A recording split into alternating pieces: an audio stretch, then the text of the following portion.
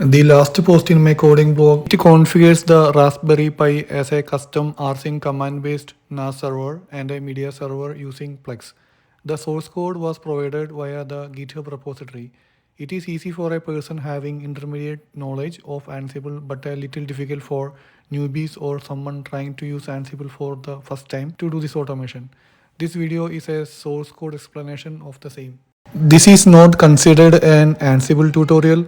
Expecting basic idea about Ansible, that it uses YAML file format, supports parameterization and runs through SSH. That means there is no need to install any agent in the remote machine. Here it is Raspberry Pi.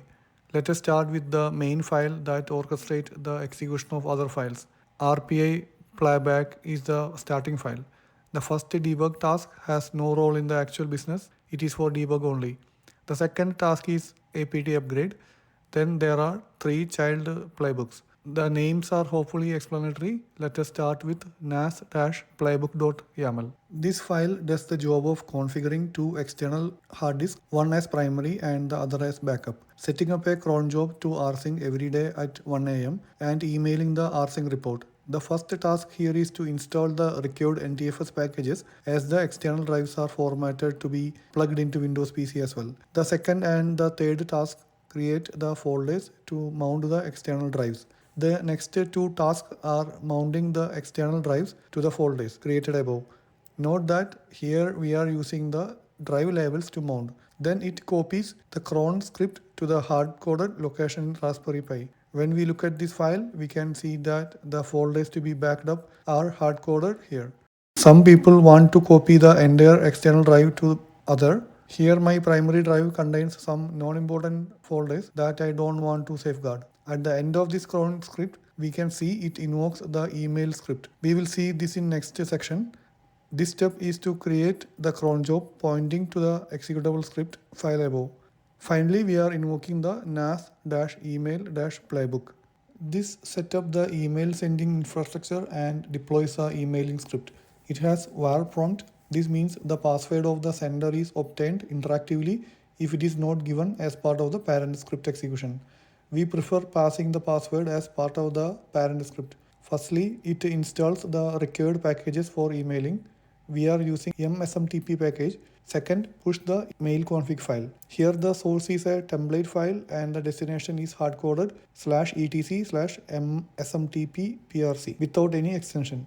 As we are seeing this template file, we can easily understand why this needs to be a template. All these variables enclosed with double curly braces are variables coming from the group _vars/all.yaml. Only the password is not present and that will be replaced in the next step. Finally, the nas rsync email.sh is copied, which contains the script that merges the logs and sends email. This is also made as a template, as the subject and recipient list can be configured. When this is invoked, it creates a status.txt file with a subject line. Then search for action keywords in the log files and writes output to the same status.txt. This status.txt is given to the emailer command. Note that this currently supports sending emails to one recipient. The nas-playbook.yaml is completed. Still, we haven't exposed the shared folder from Raspberry Pi.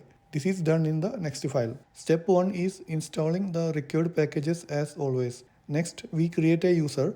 The user name is from group_vars/all.yaml file, but the password is not set. This is the only manual step as of now.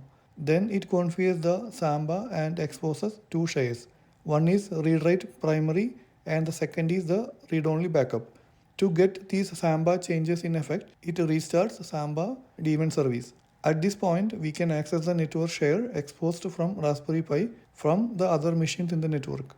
The last thing to configure is the Plex media server. Let us look at the plex-playbook.yaml. The first task here is not to install the package. Instead, it enables HTTPS for APT purposes. Then adds the Plex key and finally install the Plex media server package. The Plex folders need to be configured manually in the Plex application.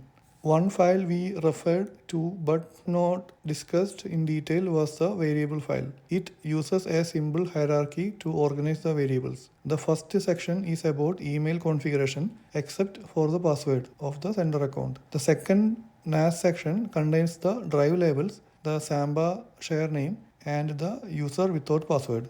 I might have missed some detailed steps, so in case you are facing an issue, please leave a comment. And always thanks for watching.